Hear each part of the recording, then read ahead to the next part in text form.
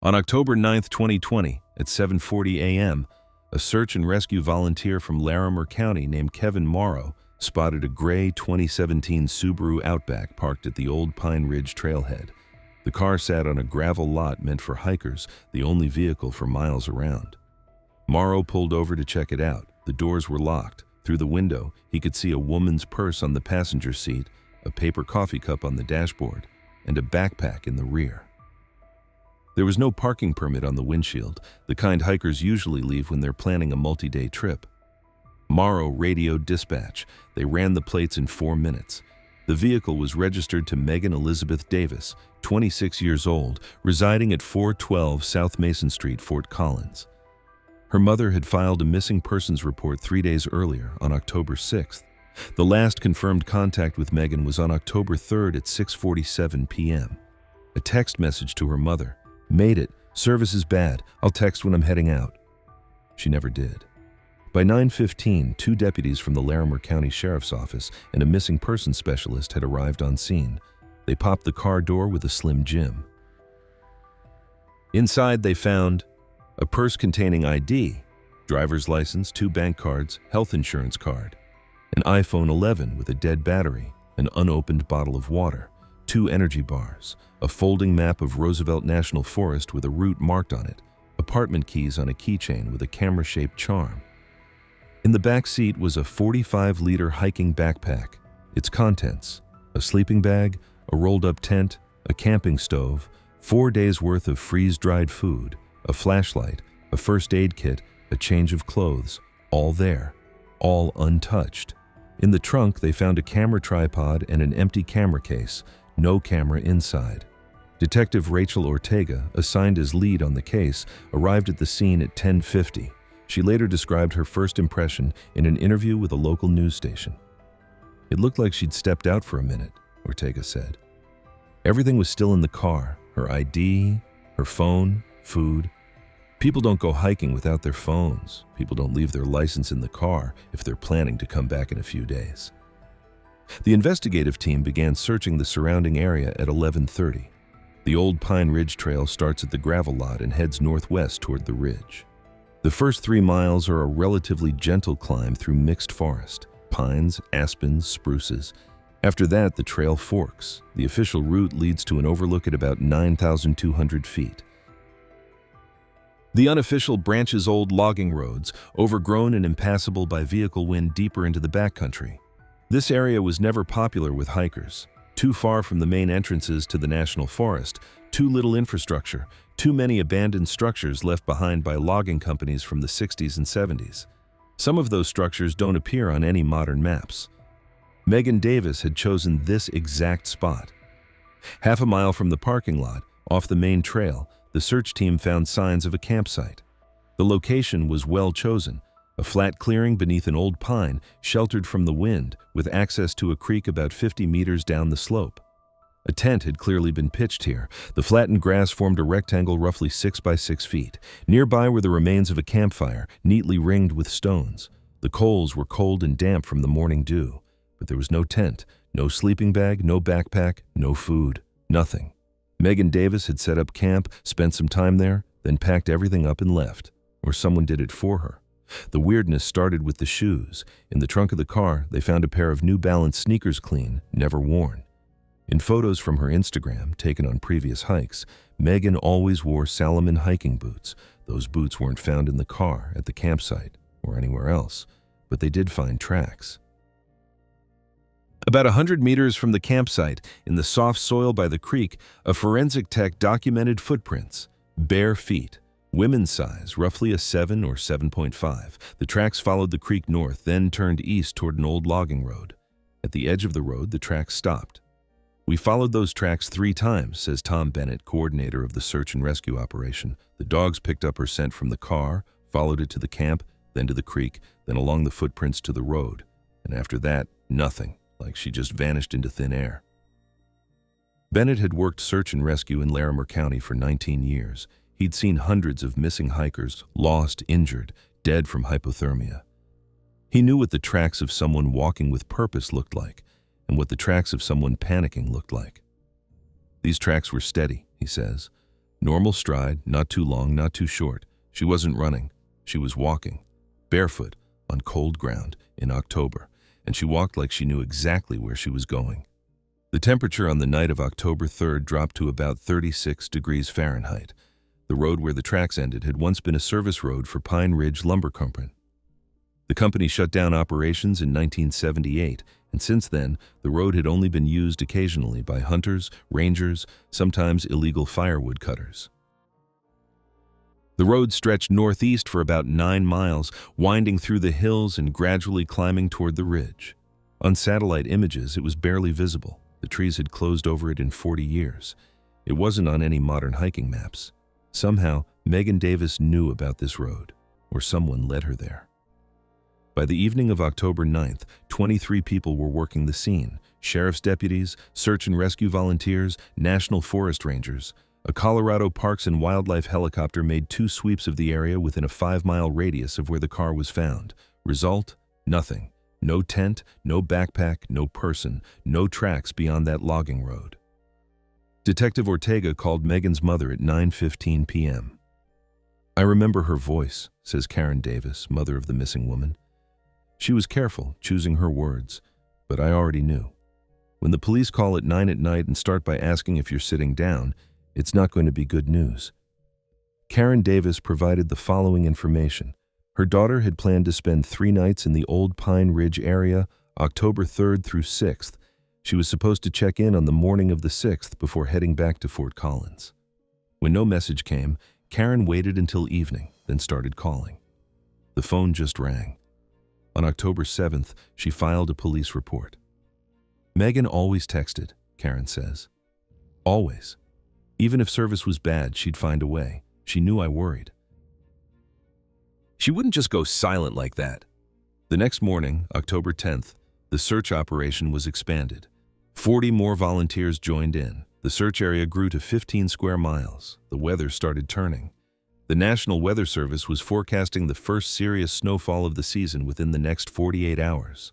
Somewhere in those 15 square miles, among the pines, the aspens, the abandoned roads and cabins that weren't marked on any map, was Megan Davis, or what was left of her. Megan? Elizabeth Davis was born on March 12, 1994, in Boulder, Colorado. Only child. Her father, Richard Davis, worked as a civil engineer for a private firm. Her mother, Karen Davis, taught English at a middle school. When Megan turned 7, the family moved to Fort Collins. Richard had gotten a position with the city. Megan started 2nd grade at Bannock Elementary. Teachers remembered her as a quiet, focused girl who preferred books to playground games. She got into photography at 13. "We gave her a camera for her birthday," Karen Davis recalls. "Nothing fancy, just a basic point and shoot. We figured she'd play with it for a while and lose interest, but she didn't." Megan started shooting everything: the backyard, the neighbors' dogs, clouds over the Rockies. By 15, she'd mastered manual settings. By 16, she'd won the school photography contest with a series of portraits of elderly residents at a local nursing home. In 2012, she enrolled at the University of Colorado Boulder, majoring in journalism. Concentration: photojournalism. "She was one of the best students in her class," says Jennifer Cole, her former professor. "Not because she was more talented than the others, because she was more disciplined. She always came prepared, always turned in assignments on time. No surprises, good or bad. Megan was someone you could count on." After graduating in 2016, Megan spent 2 years as a staff photographer at the Fort Collins Coloradoan. She covered local events, store openings, school plays, city council meetings. Steady work, but not what she'd dreamed of. In 2018, Megan quit and launched a travel blog called Frames of Silence. The concept was simple. She traveled to lesser-known natural spots in Colorado and neighboring states, photographed landscapes, and wrote short essays about silence, solitude, and the beauty of untouched nature. No people in the frame, no tourist attractions, just forest, mountains, water, and sky. By October 2020, the blog had 12,000 Instagram followers and about 3,000 regular readers on the website. Small audience, but loyal. Megan was starting to get her first partnership offers from outdoor gear companies. People who knew Megan personally describe her the same way: calm, organized, independent. She wasn't a recluse, says Emily Chen, her closest friend from college, but she liked being alone, not lonely, just self-sufficient. She didn't need company to feel okay. Megan didn't date much. A few short relationships over the years, nothing serious. No drama, no messy breakups. She just preferred solitude. She used to say the best conversations she had were with herself, Emily remembers. I think she meant it literally. She'd go on these solo hikes for days, come back, and she'd seem refreshed, like she'd figured something out. I never really understood it, but it worked for her. The fall of 2020 was supposed to be a big season for the blog. Megan had been planning a series of posts about forgotten corners of Colorado, places off the beaten path, away from crowds. Old Pine Ridge was one of the locations she'd been researching for months. Her notes, recovered from her laptop, showed thorough preparation. She'd studied topographical maps, read old Forest Service reports, even dug up historical records about the logging operations in the area. She knew about the abandoned roads. She knew about the structures that weren't on modern maps. In her research folder, there was a subfolder labeled Pine Ridge Lumber Co. It contained scanned newspaper clippings from the 1970s, satellite images with hand-drawn annotations, and a single Word document titled Story. The document contained one sentence: what did they leave behind? On October 2nd, the day before she left, Megan had dinner with her mother. She seemed excited, Karen says. She'd been planning this trip for a while. She told me about the area, how remote it was, how she'd have to hike in because there was no cell service. She showed me the route on her map. Karen pauses. I told her to be careful. She laughed. She said, "Mom, I've done this 100 times. It's just a few nights in the woods." That was the last time I saw her smile. Megan left Fort Collins on the morning of October 3rd. Her last credit card transaction was at 2:17 p.m. at a gas station in Livermore, 20 miles south of the trailhead. She bought gas, a coffee, and a bag of trail mix. The clerk didn't remember her too many hikers passing through in October. At 6:47 p.m., she sent the text to her mother, then silence. In the weeks after her disappearance, investigators combed through Megan's digital life. Her phone, once charged, revealed nothing unusual. Texts with her mom, a few friends, a couple of outdoor gear brands about potential sponsorships. Her browser history showed research about the Old Pine Ridge area. Her photo library contained hundreds of landscape shots from previous trips. Her email was the same: newsletters, work-related messages, occasional correspondence with other travel bloggers, nothing suspicious. Her social media accounts: Instagram, Twitter, a rarely used Facebook showed a woman focused on her work. Nature photos, thoughtful captions about solitude and beauty, the occasional comment about life in Colorado. No stalkers in her DMs. No threatening messages. No ex-boyfriends with restraining orders. Nothing to suggest anyone would want to hurt Megan Davis. But there was one thing. 3 months before she disappeared, Megan had started a private journal. Not on her laptop, on a password-protected app on her phone.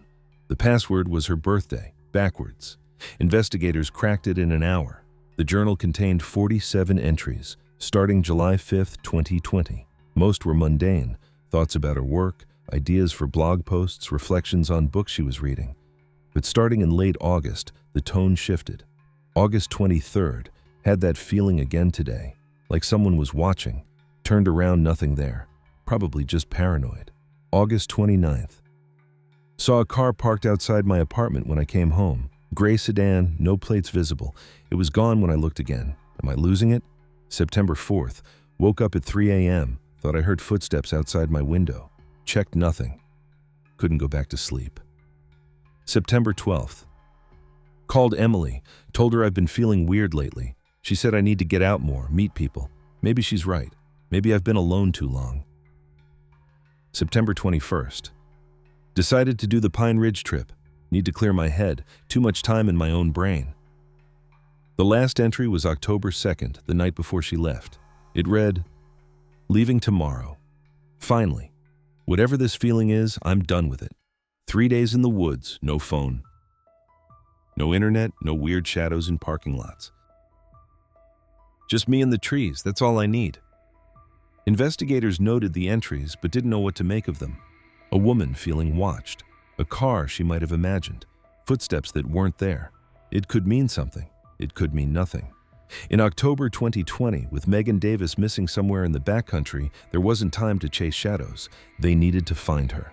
On October 10, 2020, at 6:00 a.m., the search and rescue operation entered its second phase. Coordinator Tom Bennett divided the territory into 12 sectors. Each sector was assigned a priority level from 1 to 3 depending on the likelihood of finding the missing woman. Sectors along the old logging road got top priority. By 8:00, 63 people were working the scene.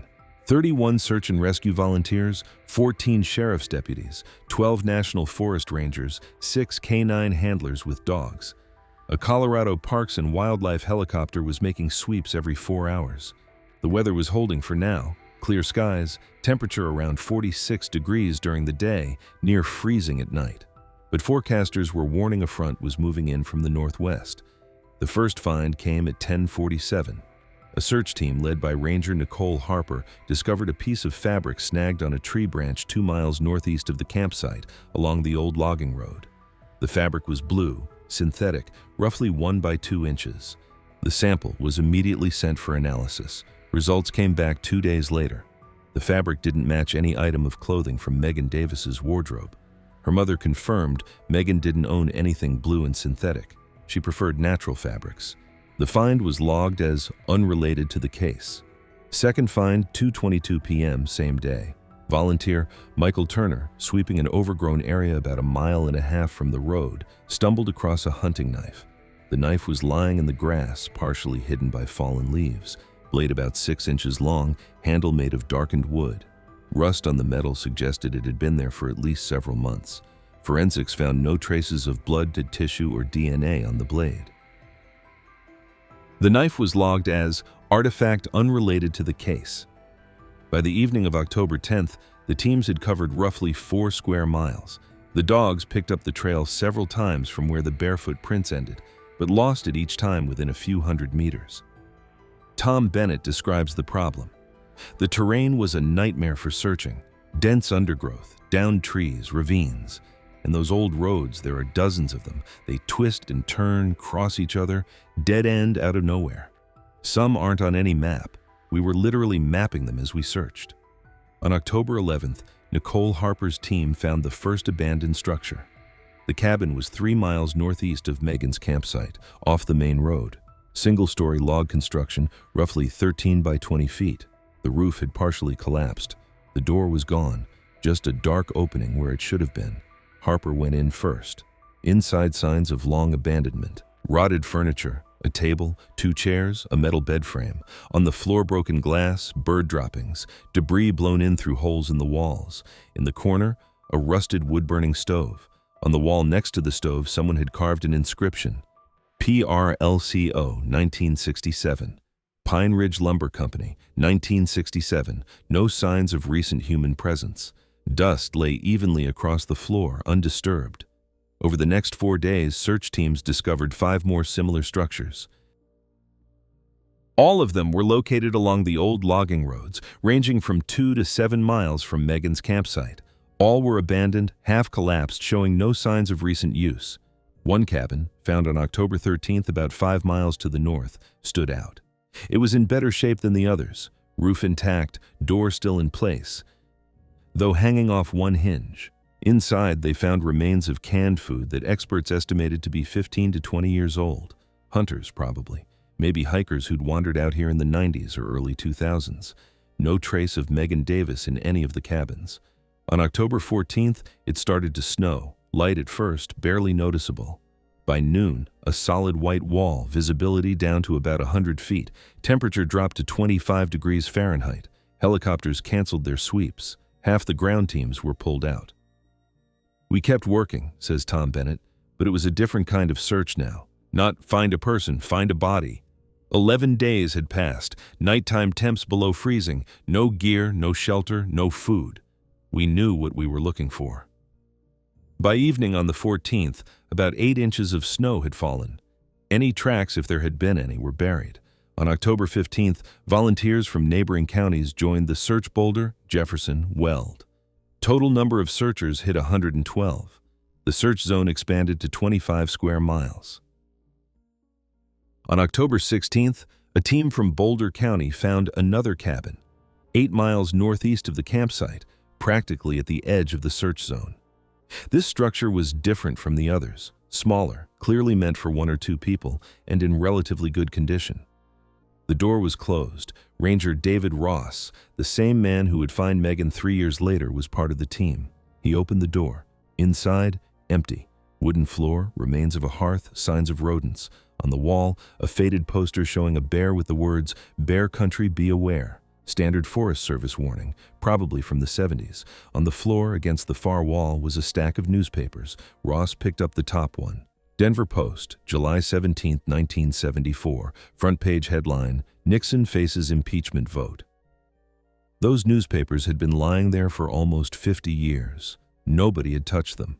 By October 18th, 2 weeks had passed since the disappearance and 9 days since the active search began. Results? 6 abandoned structures, a piece of fabric that didn't belong to Megan, a hunting knife unrelated to the case. Not a single clue pointing to the missing woman's whereabouts. At a briefing at search headquarters, Tom Bennett laid out the statistics. Average survival time for an unprepared person in mountain terrain at below freezing temperatures is 48 to 72 hours. 15 days have passed since she disappeared. We've covered 19 square miles, searched every structure we found, checked every trail and road. Probability of finding her alive less than 1%. Detective Ortega asked the question everyone was asking. Could Megan Davis have left the search zone? Theoretically, yes, Bennett replied. To the northeast, the territory transitions into private land, then state land.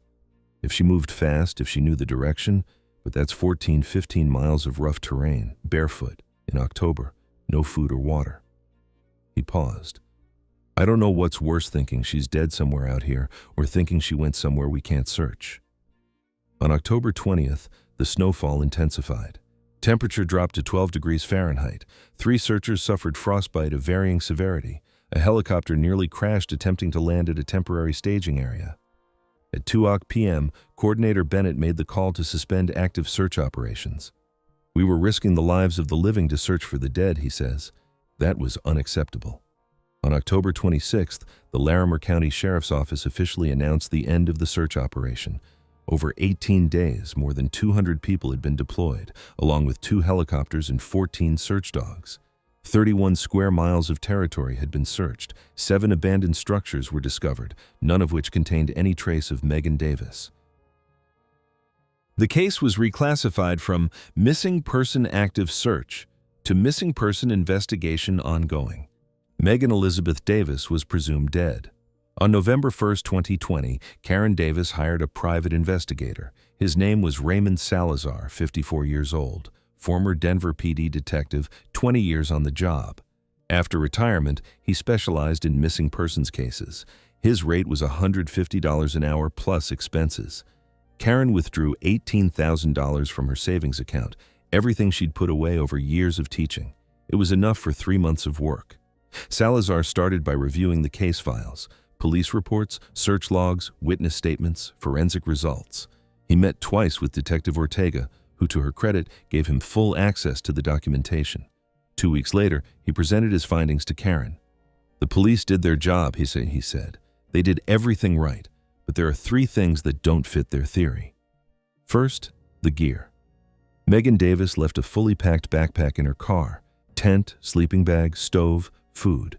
But the campsite showed signs that she'd pitched a tent and spent time there, so she had gear, at least a tent, but the tent in the car was still in its packaging. Either she had a second tent nobody knew about, Salazar said, or someone returned the gear to the car after she disappeared. The police hadn't considered this possibility. The report stated, tent imprint at campsite consistent with tent found in vehicle. But no one checked whether the tent in the car had ever been unpacked. Second, the camera.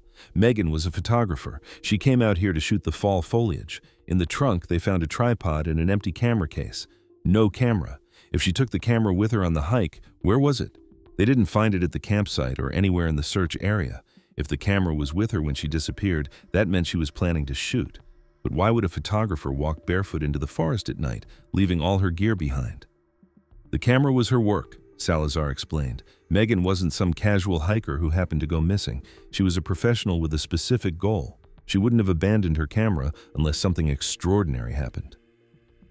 Third, the timeline. Megan's last message to her mother, October 3rd, 6:47 p.m. Made it. Service is bad. I'll text when I'm heading out. Missing persons report filed October 6th evening. Vehicle discovered October 9th morning. 6 days between last contact and discovery of the car. 3 days between the missing persons report and the start of the search. Why wasn't the car found sooner? Salazar asked. It's a public lot at a trailhead. Rangers patrol the area. Why didn't anyone notice a vehicle sitting in the same spot for 3, 4, 5 days? The answer was in the Ranger Service report. Between October 3rd and 8th, no patrols were conducted in the Old Pine Ridge area due to staff shortages.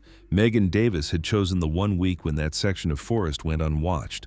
Coincidence? Salazar worked the case through the end of January 2021. He made 3 trips to the site twice with Karen, once alone. He retraced the search team's steps, inspected all the cabins they'd found, talked to locals within a 20-mile radius of where she vanished. Nobody saw anything. Nobody heard anything. The area was too remote, too empty. In February, Karen's money ran out. Salazar kept working for another 3 weeks, pro bono, then handed her a folder with his materials. I didn't find your daughter, he said, but I'm sure of one thing. The official version is incomplete. Something happened that night that we don't understand, maybe never will. He told her not to give up. She didn't. In the spring of 2021, Karen Davis started posting information about Megan on forums dedicated to missing persons. She created a page on NamUs, the National Missing Persons Database, uploaded photos, a description, the circumstances of the disappearance. She reached out to volunteer organizations that search for the missing. She gave interviews to local media every time someone was willing to listen. In June 2021, the podcast Vanished in the Rockies released an episode about the Megan Davis case, 38 minutes of interviews with Karen, commentary from Salazar, a timeline of events. About 15,000 people listened. After that, emails started arriving in Karen's inbox. Most were words of support. A few were from people claiming they'd seen Megan in various cities across Colorado, Utah, New Mexico. Karen checked every lead personally, or through Salazar, who still helped her out for free sometimes. None of them panned out. Richard Davis, Megan's father, handled things differently. At the funeral, a symbolic one, no body, in December 2020, he sat in the front row, motionless and silent. He shook hands with those who came to offer condolences. He gave a short speech about what a wonderful person his daughter had been. After the funeral, he went back to Denver and essentially cut off contact with Karen. He said he needed to move on, Karen recalls. That Megan was dead and nothing would change from us endlessly searching for answers. He said I was destroying myself. She paused.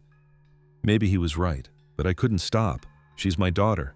Until I know what happened to her, I don't have the right to give up. Richard and Karen didn't speak for 8 months. Megan's blog, Frames of Silence, stayed online. Last post October 2nd, 2020, the photo of the backpack. Nothing new since then, but older posts kept getting views, likes, comments. Sometimes the comments were strange. In March 2021, a comment appeared under a 2-year-old post, a photo of a sunset over a lake from an account with no avatar and a username made of random letters. The comment was one line, "She's not alone." Karen noticed it a week later. By then the account had been deleted. She took a screenshot and sent it to Detective Ortega. Ortega forwarded the request to Instagram's technical team. The response came a month later. Account created through VPN, untraceable. In July 2021, another comment appeared from a similar account under a different photo, different date. The text, "She's watching you." That account disappeared within 24 hours too. There were no more comments after that. In the fall of 2021, Karen Davis returned to the Old Pine Ridge area for the first time. She drove out alone in a rented SUV, parked in the same lot where they'd found Megan's car, stood there, staring at the trail disappearing into the forest. She couldn't bring herself to go in. I stood there for 2 hours, she remembers, looking at the trees, trying to understand what she felt, why she left, what she saw. But the forest was silent. It's always silent. She came back 4 more times: October 2021, May and September 22, February 23, each time alone. Each time she never went past the parking lot. In August 2022, the Larimer County Sheriff's Office received a report from a hiker named Brandon Kim, 28, from Denver. Kim reported the following. He'd been on a solo hike in the Roosevelt National Forest, roughly 12 miles northeast of the Old Pine Ridge Trailhead parking lot. That evening, around 9 o'clock, he saw a light in the window of an abandoned cabin. "I was sure there was nobody out here," Kim said in his statement. "It's totally off the grid, not even on the maps, but I saw a light, faint, yellowish, like a candle or a kerosene lamp. It was on for maybe 5 minutes, then went out." Kim didn't approach the cabin. He noted the approximate location and reported it to the sheriff's office the next day after getting back to civilization. Rangers checked the area 3 days later. Report from Ranger David Ross, August 25, 2022. Located structure matching witness description: single-story log cabin, approximately 13 by 16 feet. Condition: partial deterioration, roof damaged, door intact. Interior inspection revealed signs of prolonged abandonment, debris, bird droppings. No evidence of recent human presence. Light source not identified. Conclusion: likely observer error, reflection, wildlife, optical illusion. The case was closed as unfounded. Karen Davis didn't learn about this incident until a year later when Detective Ortega mentioned it in a phone call. By then, it was too late. Or maybe just in time. By early 2023, the search for Megan Davis had essentially stopped. Karen kept maintaining the NamUs page and responding to the occasional email. She wasn't doing interviews anymore. The media had lost interest. She wasn't hiring investigators anymore. The money had run out 2 years ago. She worked, paid her bills, lived. "I didn't stop believing," she says. "I just stopped hoping. Those are different things. Belief is knowing the truth exists, even if you can't find it. Hope is thinking you will. I believed Megan was out there somewhere. But I no longer hoped I'd see her again." On March 3, 2023, she got a call from the Larimer County Sheriff's Office. She picked up on the third ring. The voice on the other end, female, official, careful, asked her to sit down. "Mrs. Davis," the voice said, "we found your daughter. She's alive." On March 2, 2023, at 2:15 p.m., Forest Ranger David Ross parked his service pickup on the shoulder of a dirt road 14 miles northeast of the Old Pine Ridge Trailhead. Ross was conducting a routine spring survey. It had been a snowy winter, and the Forest Service was checking the condition of roads, bridges, and structures before tourist season kicked off. This section, remote, rarely visited, was last on his list. Ross had worked for the Forest Service for 11 years. He knew this area better than most people know their own backyards. He remembered every trail, every clearing, every abandoned cabin. The cabin he was heading toward, he'd inspected it last August, after the hiker reported seeing a strange light. Back then, the inside was empty, nothing but trash and decay. He didn't expect to see anything different. Ross hiked along a barely visible trail for about 40 minutes. Snow still lay in the shade of the trees, but the ground had thawed on the exposed sections. Temperature was around 45 degrees Fahrenheit warm for early March at this elevation. At 2:55 p.m., he stepped into a small clearing. The cabin stood at the far edge, the same log structure, roughly 13 by 16 feet, with a sagging roof and a small window covered by something from the inside. The door, rough planks nailed together, was closed. Ross stopped. Something was off. He scanned the clearing. The snow around the cabin was packed down. Not by animals. He'd seen enough animal tracks to know the difference. These were human footprints. Lots of them, layered on top of each other, leading from the cabin to the edge of the clearing and back. Someone was living here. Someone had been going outside and coming back. Ross put his hand on his holster, his service weapon, which he carried in case of aggressive wildlife, and approached the door. He knocked, 3 quick raps with his knuckles on the weathered wood. Silence. He knocked again, louder. "Forest Service," he said. "Anyone in there?" Nothing. Ross grabbed the handle, a rusty metal loop nailed to the door. Pulled. The door didn't budge. He pulled harder. The door was barred from the inside, not with a lock, but something like a bolt or a brace. He could see the gap between the door and the frame, could see the hinges were holding, but something was blocking it from the other side. Ross stepped back. "I know someone's in there," he said, louder now. "I'm not the police. I'm a Forest Service ranger. If you need help, say something." Silence. Then a sound. Faint, barely audible. A rustle. Movement. Someone was inside. Ross made his decision in 3 seconds. He stepped back 2 paces, turned sideways, and kicked the door next to the handle. The wood cracked but held. He kicked again. On the 3rd kick, the door flew inward, knocking away the wooden beam that had been bracing it from inside. Light from the doorway spilled into the darkness of the cabin. Ross saw her immediately. A woman sat in the far corner on the floor, her back pressed against the wall. She was wrapped in several layers of fabric, dirty, worn, impossible to tell what color. Hair long, matted, hanging over her face, eyes wide open, unmoving, staring straight at him. She didn't scream, didn't move, just stared. Ross raised his hands to show they were empty. "It's okay," he said slowly. "I'm not going to hurt you. Do you need help?" The woman said nothing. Then her lips moved. "Are you alone?" Her voice was hoarse, cracked, the voice of someone who hadn't spoken in a long time. "Yes," Ross answered. "I'm alone. My name's David. I work for the Forest Service." The woman watched him for a few more seconds.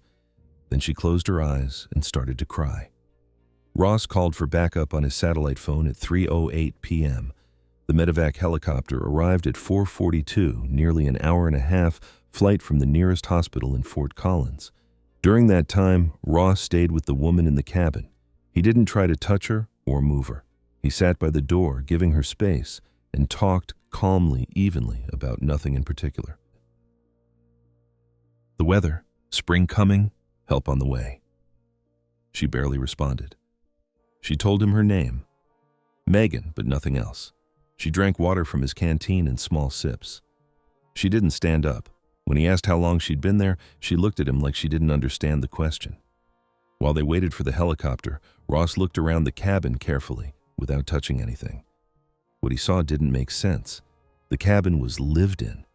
Not temporarily, not for a few days, lived in seriously, for years. In one corner, a bed made of pine branches, covered with several layers of fabric and old blankets.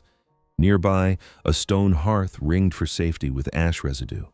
On a rough wooden shelf, tin cans, some opened, some sealed. Canned beans, corn, stew labels faded but still readable. Against the wall, a row of plastic water bottles, some full, some empty. On the floor, homemade tools, sharpened sticks, rocks with sharp edges, something that looked like a wire snare. And books. 4 books stacked by the head of the bed. Ross leaned in to read the spines. A Bible, old, leather-bound. A Wilderness Survival Guide, 1980s edition. Stephen King's Misery paperback, heavily worn. And one more book, missing its cover, pages yellowed, title unreadable. Megan Davis had come to this forest with a camera to photograph autumn trees. She'd spent nearly 3 years here. The medical report, compiled after admission, contained the following data. Patient, Megan Elizabeth Davis, 29 years old.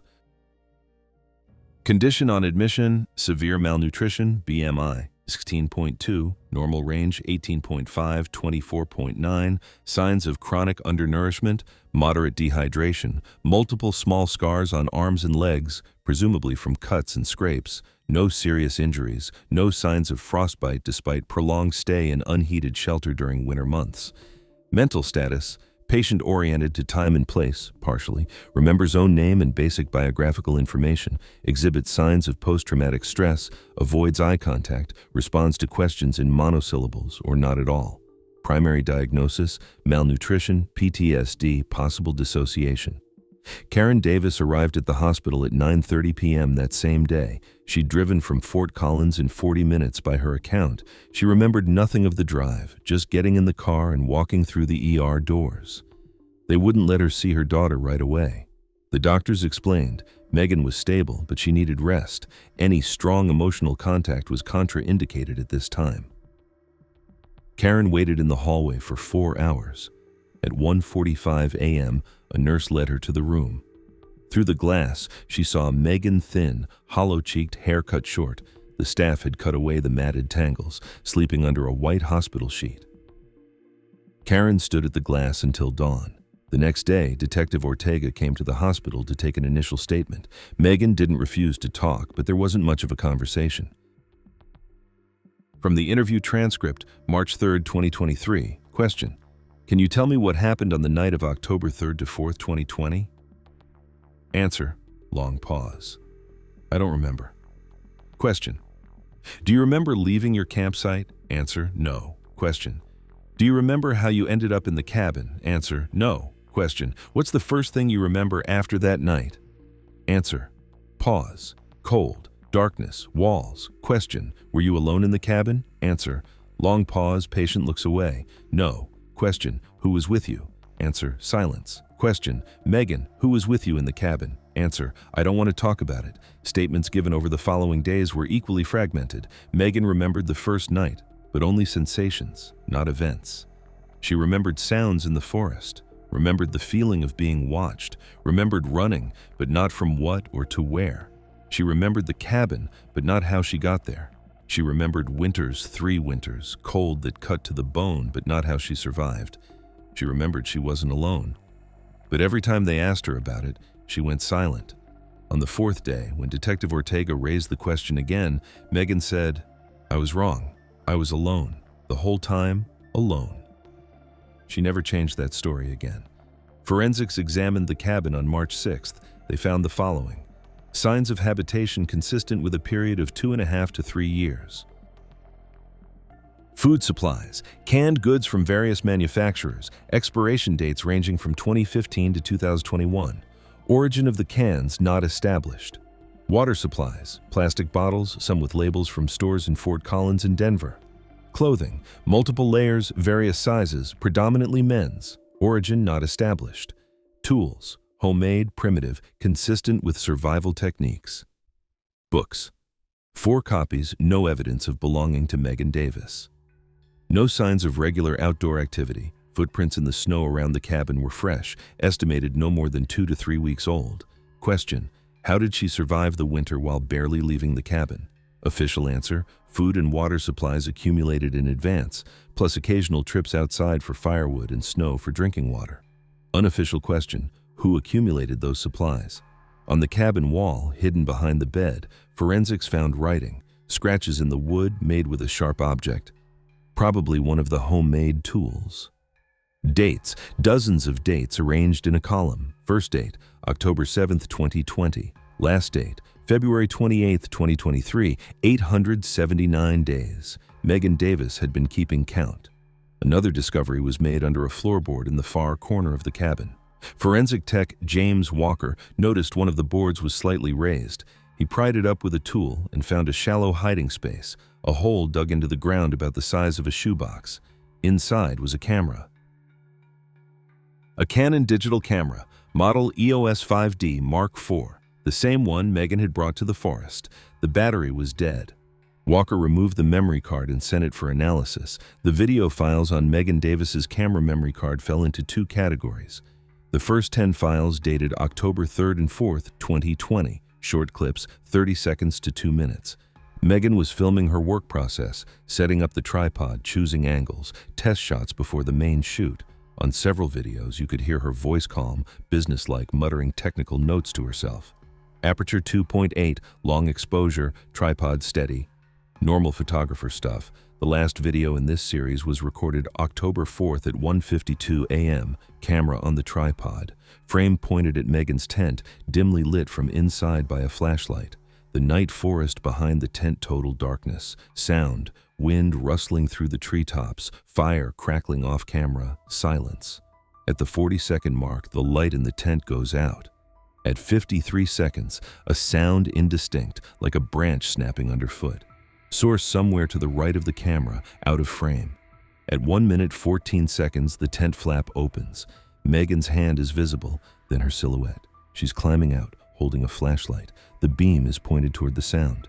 At 1 minute 31 seconds, Megan says a single word. Who's there? Voice steady but tense.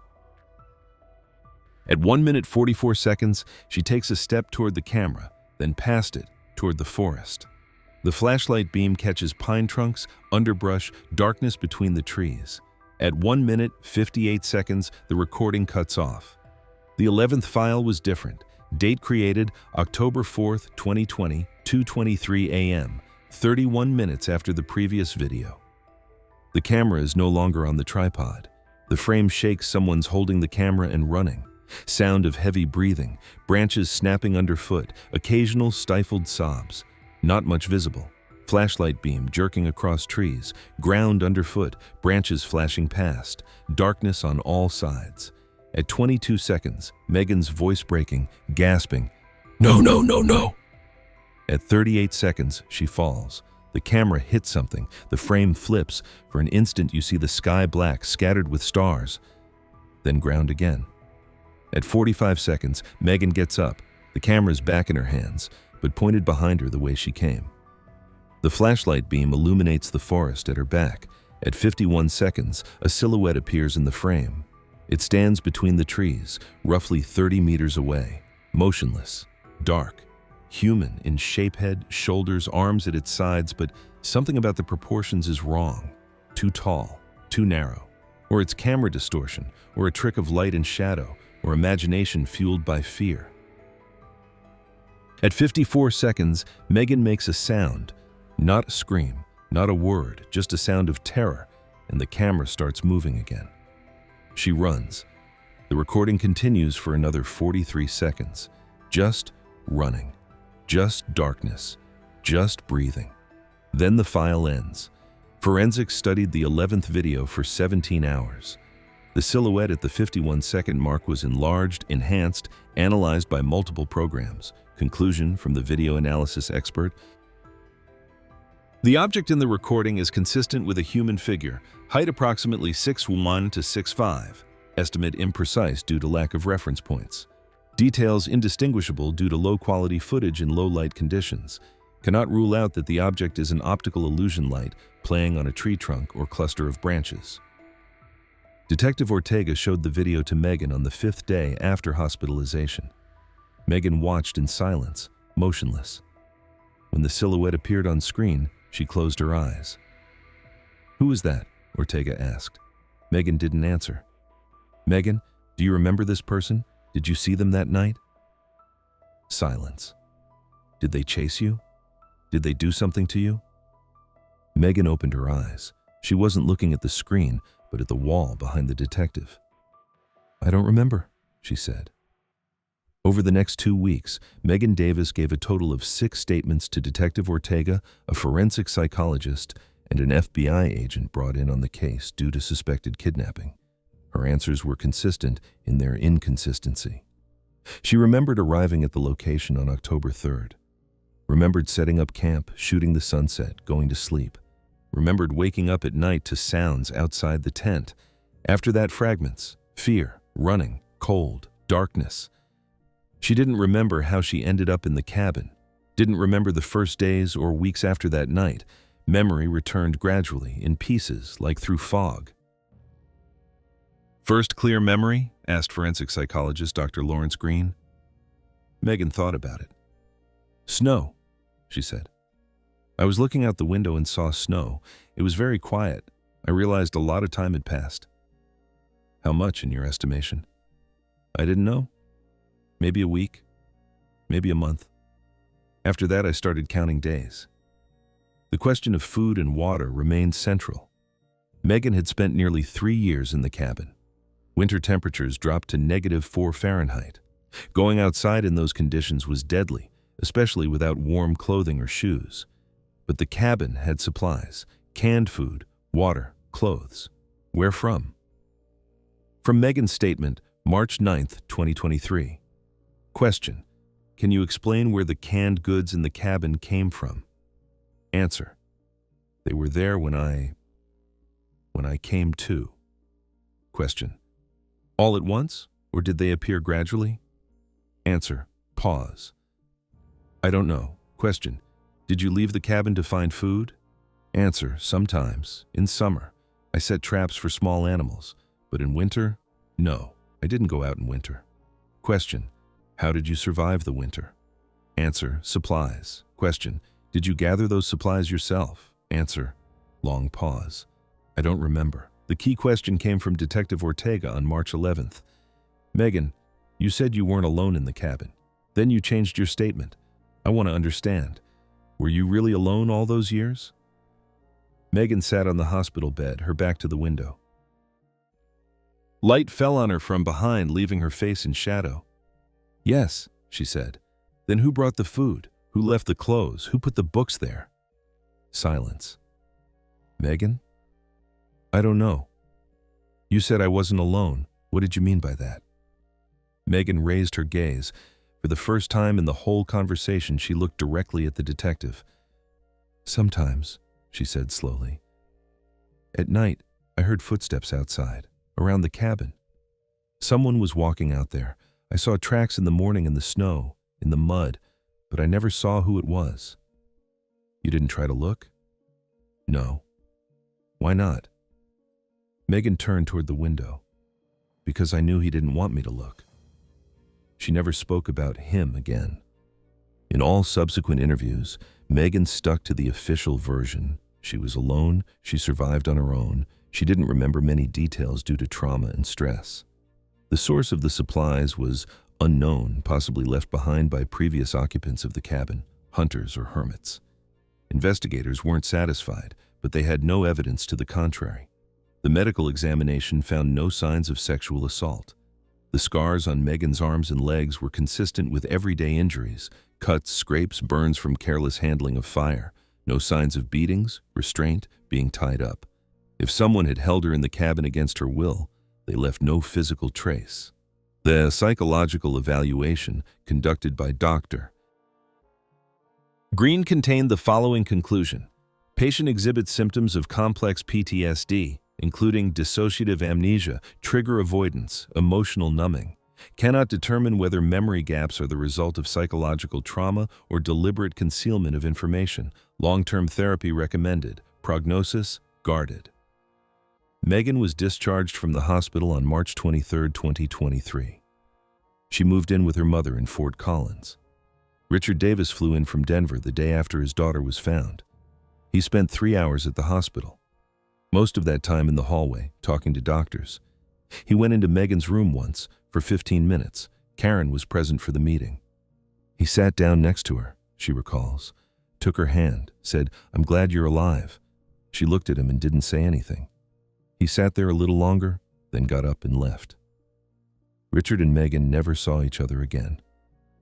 He said he couldn't, Karen says, that it was too much, that he needed time. She paused. "It's been 8 months. He still hasn't called." On April 20th, 2023, the Larimer County Sheriff's Office officially closed the case on the disappearance of Megan Davis. Conclusion: victim found alive, health condition stable. Circumstances of disappearance not fully established due to victim's amnesia. No evidence of crime found. Kidnapping theory not confirmed. Official version: Megan Davis became lost in the forest on the night of October 3rd to 4th, 2020, found an abandoned cabin, and survived there for 2.5 years, using supplies left by previous occupants and survival skills. Case closed. On April 4th, 2023, a month after Megan Davis was found, forensic tech James Walker returned to the cabin for a follow-up inspection. The initial sweep in March had been thorough, but rushed the team worked in melting snow and limited daylight. Now, with the case moving toward closure, everything needed to be documented again to make sure nothing was missed. Walker came alone. The hike from the road to the cabin took him 45 minutes, 10 minutes longer than David Ross a month earlier. April mud slowed him down. The cabin looked different without snow around it. Smaller, squatter, uglier. The log walls had blackened from age and moisture. The roof, which had seemed almost intact in winter, now clearly sagged in the middle. Walker went inside. The traces of Megan's life were already partly gone. Police had seized most items as evidence: clothing, books, tools, canned goods. The bed remained pine branches, darkened and settled, with dirty blankets on top. The hearth remained a circle of soot-blackened stones. On the wall, the column of dates scratched with a sharp object. Walker methodically photographed every corner, every detail. At 3:20 p.m., he started examining the floor. During the first search, forensics had found a hiding spot under one floorboard. That's where Megan's camera had been. But the cabin floor consisted of 23 boards. Walker decided to check each one. The 17th board in the far right corner, almost against the wall, turned out to be just as loose as the first. Under the board was a hollow roughly the same size as the first, about the size of a shoebox. But the contents were different. Inside was a plastic bag wrapped in a piece of canvas. Walker put on gloves and carefully extracted the find. Inside the bag was a camera, not Megan's Canon, a different one, an old Sony Handycam digital camcorder, early 2010s model, body scratched, lens cloudy with grime. Battery dead, according to the indicator. A memory card was attached to the camera. Walker didn't review the contents on site. He packaged the find according to protocol and headed back to his vehicle. The memory card was analyzed at the Sheriff's Office lab on April 7th. Capacity 32 gigabytes, used 4.7 gigabytes. Contents, 23 video files in MP4 format. The files were dated in a range from November 14th, 2020 to February 19th, 2023, 2 years and 3 months. Detective Ortega reviewed the recordings on April 8th with forensic tech Walker and FBI agent Marcus Chen present. First file, November 14, 2020, 9:47 p.m. Camera positioned stationary. Night footage, low quality, grainy image. In frame, the cabin. The same cabin, exterior view, from a distance of roughly 60 to 80 feet. The cabin window glows faintly from inside, a dim orange light, a candle or an oil lamp. The camera records the cabin for 4 minutes and 32 seconds. Nothing happens. Just the light in the window, darkness all around, occasionally wind rustling on the microphone. Then the recording ends. Second file, November 29, 2020, 10:15 p.m. Same angle, same cabin, same light in the window, duration 3 minutes 48 seconds. Third file, December 17, 2020. Fourth, January 4th, 2021. Fifth, January 22nd. All identical. Night, cabin, light in window. Static shot. No movement, no events, just observation. Someone was filming the cabin from outside while Megan was inside. The recordings continued. Spring 2021, 5 files. Summer 2021, 3 files. Fall 2021, 4 files. Winter 2022, 3 files. 2022, 4 files. Early 2023, 2 files. All the same structure. Night, cabin, light, silence. On some recordings, the light in the window went out during filming. Megan apparently going to sleep. The camera kept recording darkness for a few more minutes, then the recording would stop. On one recording, March 3, 2022, a shadow passed through the frame for a few seconds. Something moved to the right of the camera at the edge of frame. Too fast, too blurred to identify. A person, an animal, a tree branch? Experts couldn't determine. The last recording was dated February 19, 2023, 11 days before David Ross found Megan. Same angle, same cabin. But this time, something different. Light was on in the window. But besides the light in the window, there was another light source, a lantern or candle by the cabin door, outside. Faint, barely visible. The cabin door was ajar. The camera recorded for 6 minutes and 12 seconds. At 5 minutes 34 seconds, a silhouette appeared in the doorway. Megan. She stood on the threshold, wrapped in layers of fabric, staring into the darkness. She was looking directly toward the camera. For 16 seconds, she stood motionless. Then she stepped back inside and closed the door. The recording continued for another 20 seconds, then cut off. Detective Ortega stopped the playback. Silence hung in the room. She knew, Agent Chen said. She knew she was being filmed. Ortega didn't respond. She rewound to the moment Megan appeared in the doorway. 16 seconds. Megan stared into the darkness at whoever stood there with a camera, filming her. Her face was indistinguishable in the grainy night footage, but her posture, motionless, tense, spoke for itself. She knew. And she didn't try to run. The Sony camera was examined for fingerprints, DNA, any trace that might identify the owner. Result? Nothing. The camera had been thoroughly wiped down. Not a single print, not a single hair, not a single skin cell.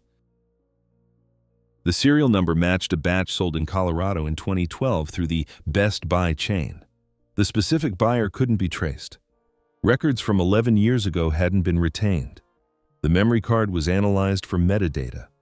The files contained standard information: date, time, duration, resolution. No geotags, no additional data. Whoever shot these videos knew how not to leave a trace. Ortega showed the recordings to Megan on April 12th. Megan watched in silence. Her face showed nothing. No surprise, no fear, no recognition. When they reached the last video, the one where she stood in the doorway, she closed her eyes.